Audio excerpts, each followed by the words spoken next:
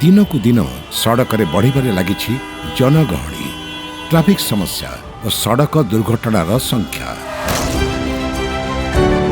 Capital region urban transport द्वारा परिचालित आम बस सेवारे नियोजित कैप्टेन मानकर नियमित ड्राइविंग दक्षता विकास दिगरे राज्य सरकार नैछन्ति एक दृढ़ पदक्षेप। राज्य रे शून्य दुर्घटनार लक्ष्य नहीं ओडिशा सरकार आम बस कैप्टेन मानक पई बाध्यतामूलक करिसन्ति सुवाहक ट्रेनिंग।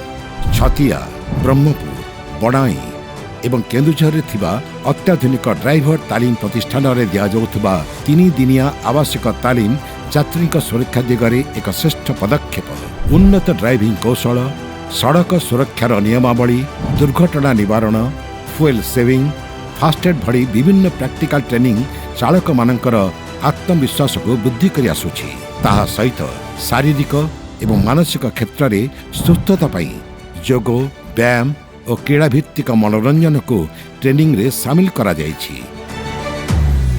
BS6 भली अत्याधुनिक टेक्नोलोजी परिवेश अनुकूल पाई फुएल सेविंग करिवार अभ्यास प्रत्येक चालक को आधुनिक जन परिवहन सेवा को अधिक सहज और सरल करने दिगरे समर्थ करिथाए। सुवाहक ट्रेनिंग केवल एक पाठ्यक्रम नुहे, यह सुरक्षा, दक्षता एवं सेवा प्रति एक प्रतिबद्धता।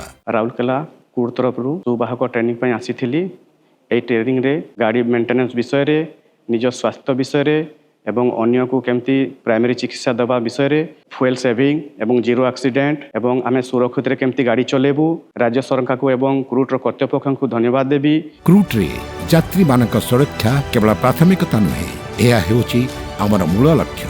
आसंतु सड़क सुरक्षार समस्त नियम गुड़ी को मानि गाड़ी चालना करिबा एवं शून्य दुर्घटना सहित निजर एवं अन्य सड़क व्यवहारिकारी मानकर सुरक्षा प्रति सचेतनशील हेबा। आम सरकार आशा दुर्घटना मुक्त ओडिशा।